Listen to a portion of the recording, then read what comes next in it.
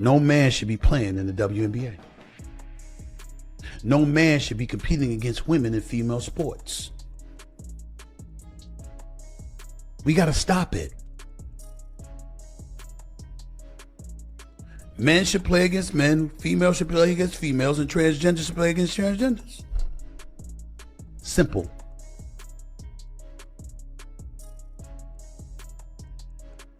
That's not being anti-trans. That's being pro-female. Stephen A. Smith did more than take a few shots at the WNBA. He sounded like he was prepared to blow the entire debate wide open. What began as a discussion about one of the league's latest controversies quickly escalated into a much broader takedown, with Stephen A. questioning the choices being made, pointing out contradictions that many people would rather avoid, and forcing viewers to wonder exactly who his strongest criticism was really directed toward. Then the story became even more complicated, because the deeper he went, the less this looked like a simple basketball argument, and the more it became a clash over politics, fairness, free expression, and how far someone should be allowed to push a message inside a sporting event. By the end, the obvious question was no longer simply whether Stephen A. agreed or disagreed with one side. The bigger question was whether he had crossed a line himself, or whether he had finally said publicly what plenty of other people were thinking but were unwilling to admit. Enes Kanter Freedom was wearing a shirt supposedly in support of women. And here's the scene right here for you to see for yourself. It was a messy situation, to say the least. And it's obviously something that's going to be politicized, because there's a lot of people that have feelings about this. All I have to say is 2 points. Number one is that I told you so. There are people that say, we just want to talk basketball. We just want to play basketball, whatever. You don't get to decide for constituencies. They do. So what happened that pushed Stephen A. Smith into one of his strongest WNBA reactions yet?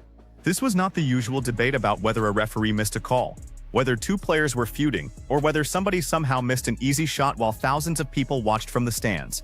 The controversy that caught his attention involved the league in a much broader way, and almost immediately the discussion moved far beyond basketball. Sports, politics, cultural arguments, public anger, and questions about how fans should behave all became tangled together in one increasingly heated story.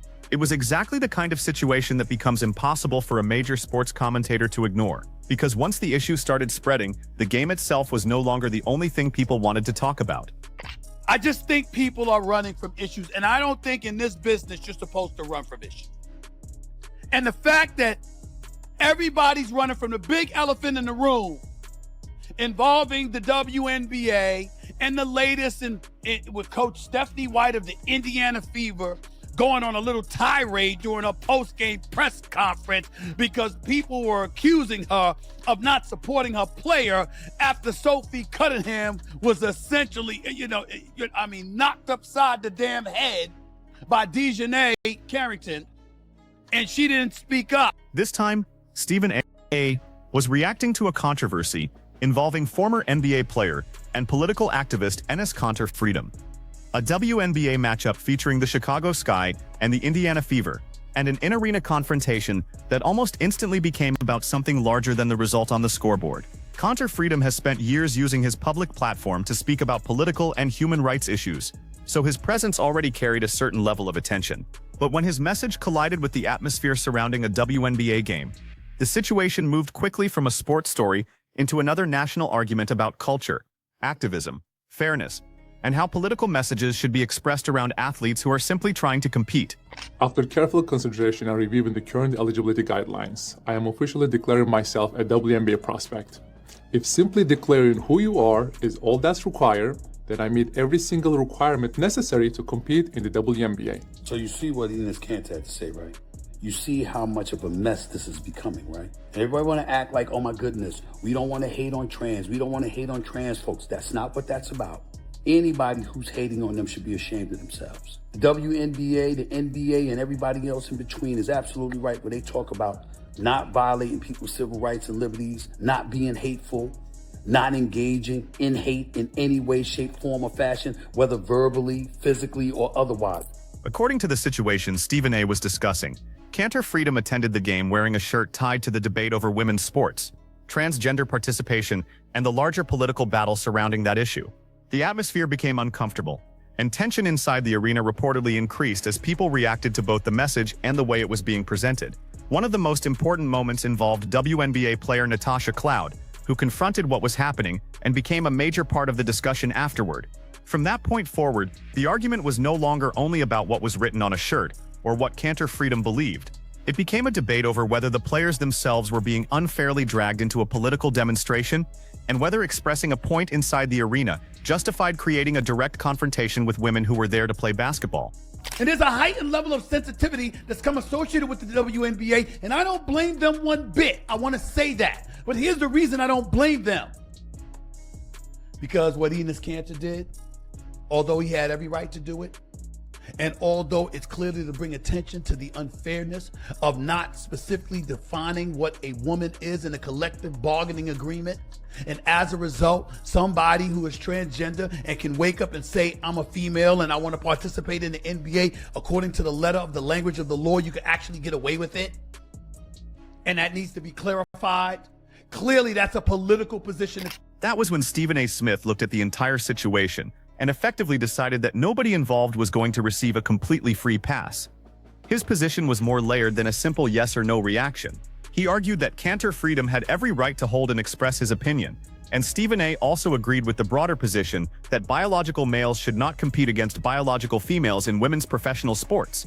But agreeing with that larger argument did not mean he approved of how Cantor Freedom handled the moment. Stephen A. believed the way the message was directed toward players at the game went too far. In other words, his response was basically, your underlying point may be legitimate, but the way you chose to deliver it created an unnecessary problem. It was the sports debate equivalent of complimenting the recipe while quietly sliding the entire plate into the trash. Stephen A. then widened the discussion and argued that the WNBA has entered a completely different level of public attention. The league is no longer discussed only through basketball strategy, physical play, television ratings, star performances, or whatever quote appeared on a podcast 3 weeks earlier. The conversation around the WNBA is now so crowded with political and cultural debates that sometimes the actual basketball feels like it has been told to wait in the hallway until everyone finishes arguing. Stephen A. pushed back hard against the idea that analysts, players, reporters, or league officials can simply command the public to ignore controversial issues. His point was simple. Audiences decide what they care about, not the people being covered. Let me just put it where the GOATs can get it, because evidently people don't want to do that. The WNBA, and I want to emphasize, I'm not saying it's fair. I'm certainly not saying it's right. And I will speak out against those that are doing this in a second.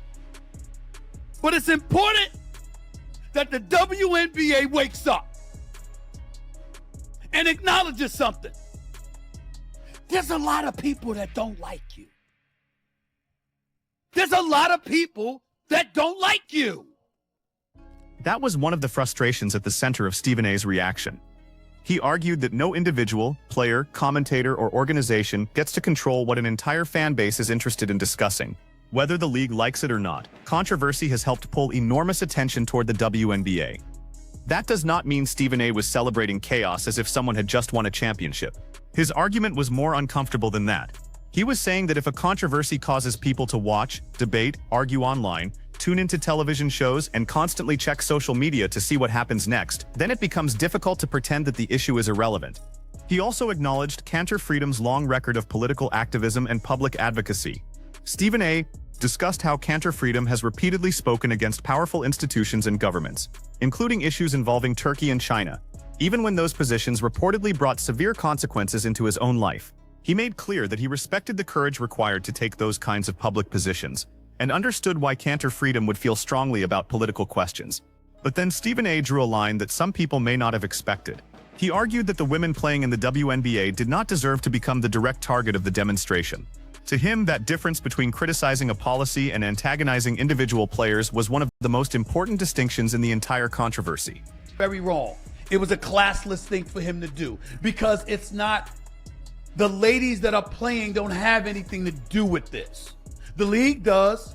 Its collective bargaining agreement may be the case. The liberal tilt that it has might be a cause or a cause effect to some degree. I get all of that. But the actual ladies that are involved, they have nothing to do with this. And they don't deserve to be agitated. the way he clearly was willing to do in attendance at the game. It wasn't just about him standing, but he was just about to step to her. You got no business doing that. You got no business doing that. Stephen A. believed that turning the players themselves into the focus of the confrontation during a game was excessive. And that is where Natasha Cloud became central to his analysis. Cloud reacted strongly to Cantor Freedom's presence and message, and Stephen A. said he could understand why she would be frustrated. From the perspective of a player on the court, the demonstration could easily feel as if the women themselves were being mocked, challenged, or singled out, even if Cantor Freedom believed he was protesting something much broader than the individual athletes in front of him. Stephen A.'s position was that both ideas could be true at the same time. Someone can raise a legitimate concern and still handle the moment poorly. That kind of nuance tends to disappear quickly in modern sports arguments. People are often expected either to support every single thing a person says or to treat that individual like the worst villain since someone first decided pineapple belonged on pizza. Stephen A. refused to reduce the situation that way. He was saying that a person can have a defensible argument while still choosing a bad method for expressing it.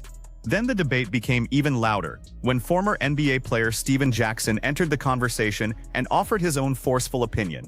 Once Jackson's comments became part of the story, Stephen A.'s reaction grew even sharper, and the discussion moved into another level of confrontation. You're supposed to make sure that it is clear where your rules stand. Women, how come you didn't write in your language those born female? How come you didn't make that clear? Because if you were born a female, even if you're transitioning to being a female, because you weren't born a female, that would make you ineligible to enter the WNBA. Why didn't you do that? This whole issue has been fomenting and gaining steam and traction for years. It was used in the presidential election. It was used in the midterms before the presidential election. It's going to be used in the midterms this November. And if the right has their way, it's going to be brought up again in 2028. By that stage, Stephen A. was no longer trying to hide behind soft television language or perfectly polished phrases designed to avoid upsetting anyone. He stated directly that he does not believe male athletes should compete against female athletes in women's professional sports, and he framed that view as a question of competitive fairness rather than hostility toward transgender people. At the same time, he kept repeating that the larger issue Cantor Freedom was raising should not be confused with the way the confrontation unfolded inside the arena. Stephen A. also rejected the idea that simply refusing to discuss the subject was somehow a solution. That left him occupying an unusual position because he was criticizing parts of both sides instead of completely joining one camp. For an ordinary person, standing in the middle of two angry groups can be exhausting. For Stephen A., it looked more like another day of professional cardio. But beneath the shouting was a serious point about what the WNBA has become. The league is now operating under a massive spotlight, and that spotlight is no longer focused only on what happens between the lines. Every major sports league eventually discovers that a bigger audience also means more people bringing different priorities, beliefs, agendas, and arguments into the conversation. Ms. Cantor is pointing to is about competition. So for somebody to transition from male to female, and for folks to act like it would be okay for them to participate in the WNBA is ridiculous. And when you have athletes from the WNBA saying that they're looking out for and speaking up on behalf of girls, because it would clearly be an unfair advantage to a trans athlete over people born female, what's the problem? What's the problem? We got to have common sense. And yes, Enes Kanter is going a bit. Some people are following the WNBA because they genuinely love basketball. Others are drawn in because they support a particular player, want to follow larger cultural debates, care about political issues, or simply want to know why everyone on social media appears to be yelling at each other again. Then there is another group that sees a 15-second clip online, has almost no context about what happened before or after it, and somehow feels fully qualified to deliver a 40-minute speech explaining exactly who should be blamed. That is part of the reality surrounding the WNBA right now. And when Stephen A.'s name becomes attached to one of these controversies, the volume usually rises even more, because he has never been known for gently placing an opinion on the table and quietly walking away. Somewhere the second he enters one of these debates, there is probably already a creator preparing a 3-hour live stream before the television show even reaches its next commercial break. Stephen A. also suggested that this explosion of political and cultural attention may be evidence of how much more significant the WNBA has become. People rarely invest this much time arguing about something they believe has absolutely no relevance. Of course, that kind of attention can help a league grow while also becoming completely exhausting for the players and everyone else involved. I'm talking about the league. We got to stop playing games. And we got to get down to the nitty-gritty of this all. I see my girl Janae Ogumake, who is a sensational basketball analyst, and yesterday, Andrea Carter, another sensational basketball analyst. I think they're two of the best basketball analysts in America. They are doing everything they can, especially in the part of Janae Ogumake, trying to get everybody and their mother. Let's talk. That is the uncomfortable trade-off that comes with relevance. The more visible something becomes, the more supporters and critics it attracts at the same time. As the WNBA becomes more successful and more widely discussed, more people are going to enter the conversation, and they will not all arrive with the same motives, expectations, or opinions. The league has spent years asking for greater exposure for its players, its teams, its stars, and its basketball, and there is no question that it is now operating in a period where the public discussion around it is louder than ever. But visibility does not automatically make life simpler. More attention also brings political fights, media controversies, ideological arguments, viral clips, and a seemingly endless supply of online experts who believe they already know what everyone should do next. That does not make the constant noise any easier to deal with. Stephen A's reaction also opened a much bigger question about where sports and politics are supposed to meet and where fans, leagues, and athletes should draw the boundary. The truth is that sports and politics have never existed in completely separate worlds. No matter how often people say they wish they could lock them in different rooms, athletes have used their platforms for generations to address war, elections, discrimination, governments, social movements, and human rights. Cantor Freedom himself became known far beyond basketball because of his activism, while WNBA players have also repeatedly used their platforms to speak about causes they believe deserve public attention. Natasha Cloud reacted the way that she did because you were essentially mocking WNBA players. When in fact, who you really should be mocking is the league and its collective bargaining agreement, not the actual players. Enes Kanter could do better than that. He could do better than that. Be a bit more thoughtful. Again, to the letter of the law, in terms of the statement that he was trying to make, I got it. I understand it. And when Steven Jackson said what he said, I couldn't disagree with what Steven Jackson said. Listen to this, y'all. Take it away, Fudge. Man, y'all gotta stop the clown shit. I got daughters. I played basketball on the highest level. Won on the highest level. Matter of fact, I won on every level. There's no woman that could ever play in the NBA, bro. Ever. That is why the idea that sports can suddenly operate inside a perfectly sealed bubble with no connection to larger cultural conflicts is not especially realistic. The harder question is who should be held responsible when those debates enter the arena. That was where Stephen A. became far more specific. His argument was that if someone disagrees with a league policy, then that criticism should be aimed at the policy and the people who wrote or enforce it. If the issue is with executives, then challenge those executives. If the disagreement is with a broader political structure, then direct the protest toward the political system. What Stephen A. objected to was taking that larger disagreement and placing it directly onto individual players who were simply showing up to compete in a basketball game. In his view, the women on the court were not personally responsible for every policy or cultural issue being debated around them. That was why he felt the confrontation became unnecessarily personal. He was trying to untangle several separate arguments that had been thrown together into one giant controversy. He criticized Cantor Freedom's approach toward the players while defending the players' right to be irritated by what happened.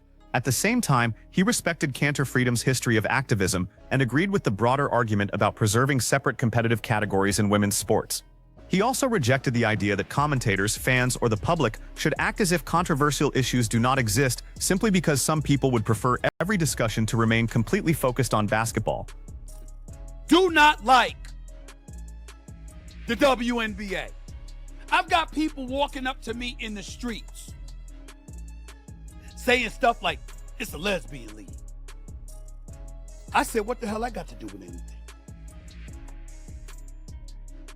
Most people in America are supporters of the LGBTQ plus community. And there's plenty of heterosexual ladies in the WNBA. But for those who are not, so what? It's none of your damn business. What's your problem? No, Steven, no. The people, we don't want to support that. We had callers like T Love in Philadelphia bringing that up. It's serious. Whether viewers agreed with Stephen A.'s conclusions or not, there was not much uncertainty left about his position by the time he finished. His main argument was that competitive fairness, common sense, and basic respect all needed to remain part of the discussion Instead of allowing the entire subject to dissolve into the same predictable shouting contest people have seen countless times before. He believed Conter Freedom went too far in the way he handled the confrontation, but he also believed the underlying issue was not going to disappear merely because discussing it made people uncomfortable. In Stephen A's final view, the players should not have been personally antagonized, and criticism should have been aimed at the institutions, rules, or policies being challenged, rather than at women who were simply on the court doing their jobs. His reaction also highlighted a bigger reality that is becoming harder to ignore. The WNBA has now become part of some of the largest cultural debates in America. Stephen A. certainly did not enter that conversation quietly, because that would have been completely unlike him. Instead, he broke the controversy into separate pieces, criticized multiple people involved, agreed with individuals he does not always agree with, and reminded viewers that having a legitimate argument does not automatically give anyone permission to express it without thinking about who may end up getting hit by the fallout. In terms of how people view the league. Then Caitlin Clark comes into the league, and when she comes into the league, what happens? They start sitting up there because she's a big-time talent, and this is still America, and I don't give a damn what sport it is, but when you can find a great white hope, that's a beautiful thing, economically, because there's more white folks in America than any other group at this particular moment in time, even though the numbers have dissipated throughout the decades. And we've had some great women basketball players, but none of them were good enough to play in the NBA because it's men. A man should not belong in no women's sports because the ones that saying they should, y'all gonna be out of jobs. Then what you gonna say? You gonna have 2 NBAs? No, bruh. And as the WNBA keeps growing, the intensity around the league is probably only going to increase. More supporters will show up, more critics will show up, and more commentators, politicians, activists, and public figures will discover that what begins as a basketball discussion can become part of a national cultural argument almost overnight. Somewhere in the middle of all that noise, there will probably be Stephen A. Smith holding another microphone, delivering another passionate opinion, and somehow turning what started as a normal sports conversation into something that feels like a national emergency. That is the modern sports environment. Controversy does not always remain outside the building anymore. Sometimes it buys a ticket, walks through the doors, takes a seat near the court, and becomes the biggest story of the night before the game has even had time to settle. And once that happens, Stephen A. usually finds himself right in the center of the argument, making absolutely certain that nobody involved leaves without hearing exactly what he thinks about it.